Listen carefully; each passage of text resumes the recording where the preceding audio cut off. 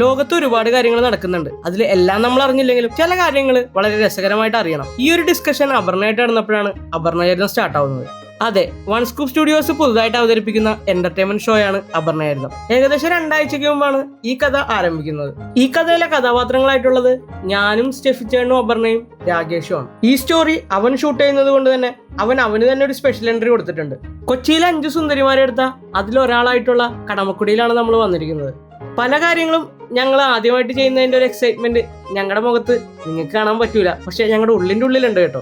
ഏതോ സിനിമയിലെ അല്ലു അർജുന്റെ അവസ്ഥയാണ്. എക്സൈറ്റ്മെന്റ്, സന്തോഷം, ഹാപ്പിയൊക്കെ ഉള്ളിന്റെ ഉള്ളിലുണ്ട്, പക്ഷെ അതെന്തോ ഫേസിലൂടെ പുറത്തേക്ക് വരുന്നില്ല. ഈ സ്റ്റോറി പുറത്തു വരുമ്പോഴത്തേക്കും അപർണചരിതത്തിന്റെ ഏകദേശം 2 ഷോ എങ്കിലും അപ്പായിട്ടുണ്ടാവും. നിങ്ങൾക്കത് വൺ സ്കൂപ്പ് സ്റ്റുഡിയോസിന്റെ യൂട്യൂബ് ചാനലിൽ പോയി അറിയാൻ പറ്റും. ഞങ്ങളും ക്യാമറ ആയിട്ടുള്ള 1.5 മണിക്കൂറിന്റെ മല്ലയുദ്ധത്തിന് ശേഷം ഞങ്ങൾ ഷോ എടുത്ത് തീർത്തു. അവിടെ നിന്ന് നേരെ ഫുഡ് കഴിക്കാനാണ് പോയത്.